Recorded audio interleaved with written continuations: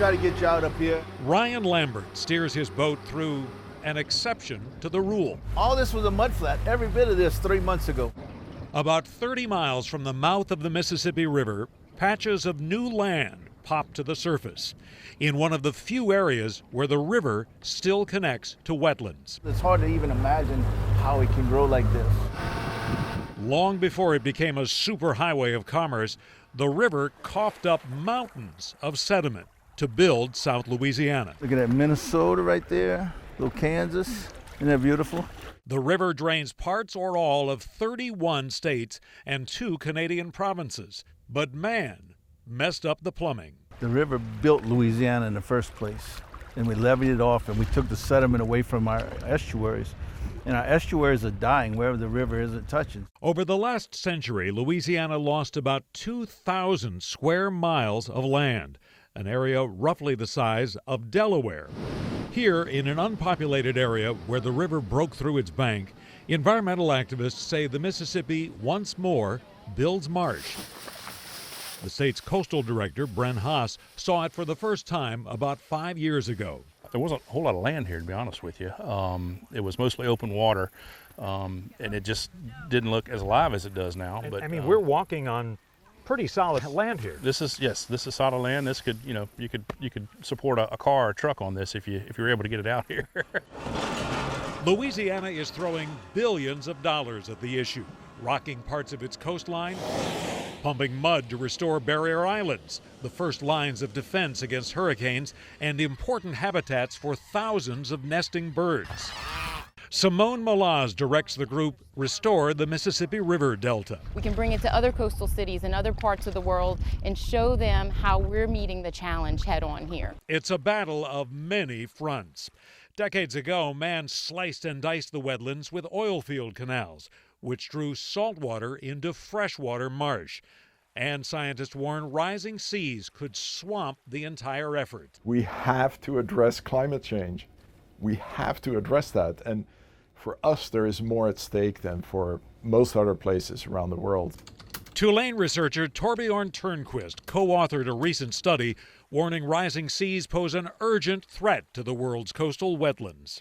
How the global wetlands will look by the end of the century in the year 2100 will depend very, very much on how much warming is going to happen during that time. The key number is 2. Researchers find that if global warming since the start of the industrial age remains below 2 degrees Celsius, the world's coastal wetlands will probably survive. Higher temperatures would likely lead to widespread collapse, with sea levels rising 1/4 of an inch per year, double today's average. Wetlands cannot keep up with those rates. They will probably drown within perhaps half a century. Turnquist looked at the geological history of coastal wetlands through other periods of rising seas. Sea level rise will continue, even in the best case scenario.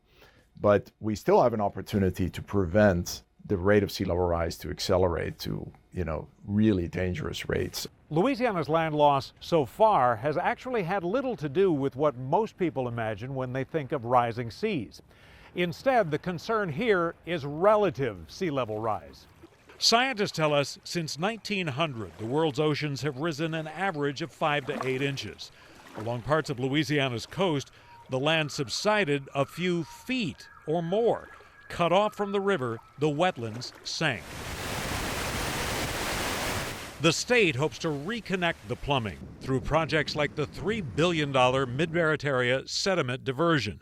Its supporters argue it would mimic the river's land-building power, pumping massive amounts of fresh water into the wetlands 30 miles south of New Orleans. Everywhere we see the river connected with our coast, we see things like this happening. The project has plenty of critics who point out its estimated cost in recent years more than doubled.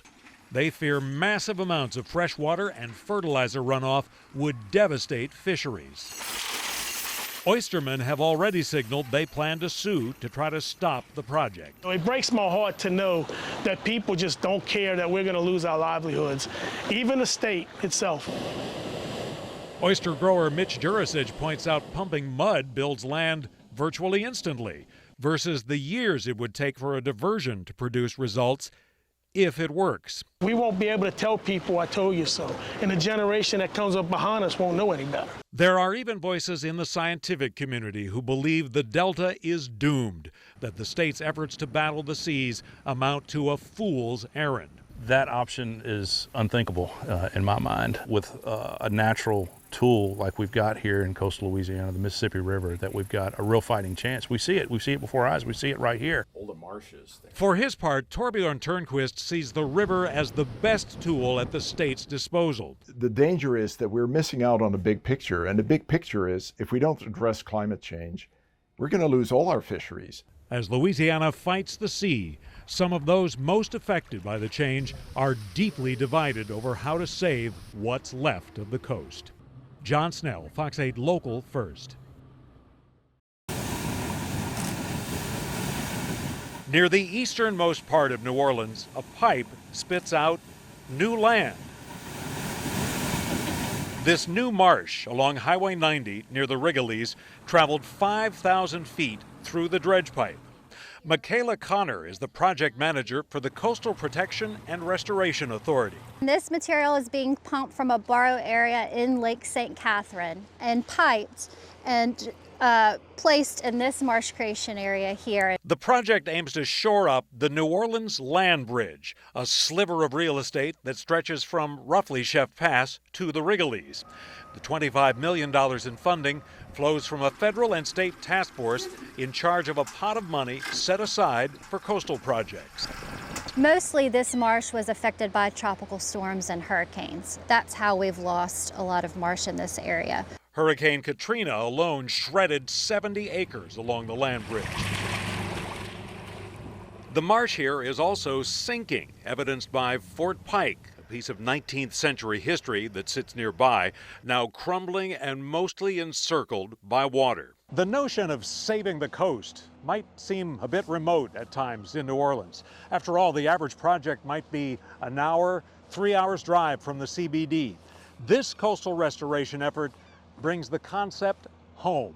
The land bridge, which Highway 90 sits on, is all that separates Lakes Catherine and Pontchartrain. So without the integrity of these lake forms, if it were to open up, it would become open water. If the lakes were to merge, that would raise the storm surge threat in New Orleans and other communities that ring Lake Pontchartrain. This newly created land is going to serve as a buffer, right? So when tropical storms and hurricanes come along, this land that maybe you don't see every day, it helps protect us. The dredge pipe draws a number of birds hoping for a midday snack. It means new habitat in the Bayou Sauvage National Wildlife Refuge. It's important that we protect the habitats along with the species because the species do need the habitats. They're also installing some features aimed at giving the project lasting power. Concrete mats protect the shoreline. And that's really going to do a lot to keep the interior marsh from eroding further. A place that has been rapidly disappearing now features the newest land in New Orleans. It's beautiful, isn't it? John Snell, Fox 8 Local First. In the Maurepas Swamp, roseate spoonbills sparkle in the afternoon sun. They look right at home, but when it comes to bird life or many other measures of a healthy swamp, something here is terribly amiss. Kirk Sanji grew up an avid duck hunter in the 70s and 80s. He remembers the swamp as a wonderland. Mallard hunting was like world class. Over the years, the mallards and other birds mostly have disappeared. Just don't even come back there anymore. Anyone taking the I-10 between New Orleans and Baton Rouge drives right over the Maurepas Swamp. Most probably without noticing its decline. Cut off from fresh water, it dies a slow, steady death. In the swamp, it doesn't happen real quick, and it's not as intuitive because the trees are still there. They're just not in good shape. Project manager Brad Miller with the Coastal Protection and Restoration Authority says even in the winter, the mostly bare trees should not be spaced so far apart. You should be able to see maybe 100 yards. It should be really thick, dense swamp. In the long term, yeah, it'll be doomed if we don't have more freshwater flow, nutrients coming into the system. It will take a while, but it would overall, in 100 years, most of it would probably be gone. CPRA plans to reverse the damage by sticking a straw into the Mississippi River. a $300 million river diversion, building a structure with gates and connecting a channel to, ironically enough, the Hope Canal. The aim, feed nutrients and fresh water into the swamp. Planners say it would benefit 45,000 acres of cypress and tupelo trees.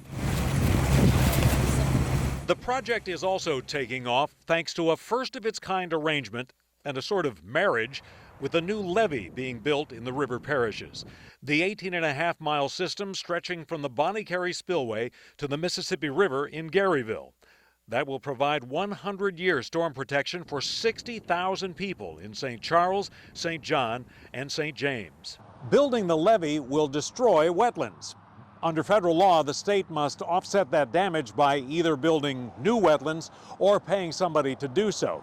For the first time, the U.S. Army Corps of Engineers will allow the state to fulfill that obligation with a coastal project, the Maurepas River diversion. This is the first time that the state has built a restoration project to be used as mitigation for a federal Corps project. It was a really big victory. As diversions go, this one is small, just a couple thousand cubic feet per second, about the size of a one-car garage. But planners say enough to make a huge difference in a system starved for fresh water and nutrients. It's like watering your garden. I mean, you don't need a fire hose. You just got to turn the sprinkler on for an hour or two each day, and it does wonders, right? Kirk Sanji sees lots of reasons for optimism. You're going to see the ducks and the geese and the fishing and all that. It's just only going to get better. And assuming things go as planned, bring some hope to the Maurepas Swamp. John Snell, Fox 8 Local First. The GPS on Mike Guidry's boat lies to him. This is nothing but water right here.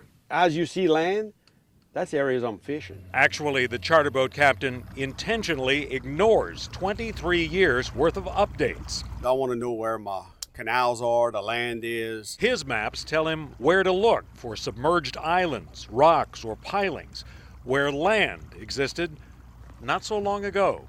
It will not be long that people are going to mistake this for the Gulf of Mexico right here. Hurricane Ida chewed up another 100 square miles of coast, much of it in Guidry's home of Lafourche Parish. You have seen a geological age unfold before your eyes. Yes, and what the new story I'm telling people now, since Ida, it's the whole new bayou, area that it's not what we grew up in. Guidry shares the frustration of many people in South Louisiana that it seemed to take forever to start addressing the problem. For the first time, Louisiana can throw serious money at the issue.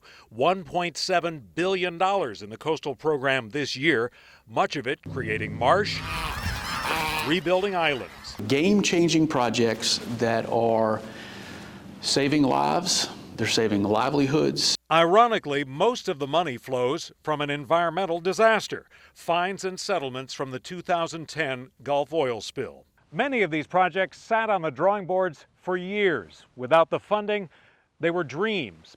But not so far down the road, the big money runs out. We're calling it the fiscal cliff. Simone Malaz with the group Restore the Mississippi River Delta notes the BP dollars stop flowing in 2032. We know we need about $1 billion a year to sustain the program. Spending on the coast could easily revert back to the levels of the early 2000s, a few $100 million a year, or sometimes the cost of one large project. That's why we're not just sitting back on our rear end saying, well, for the next 9 years, we're on sound financial footing. We're looking off into the horizon. State leaders in Baton Rouge and Washington eye a couple of options: tapping into a greater share of royalties oil and gas companies pay the federal government, and, for the first time, getting a piece of the pie when the government leases offshore rights for giant wind projects, a potential windfall worth hundreds of millions of dollars.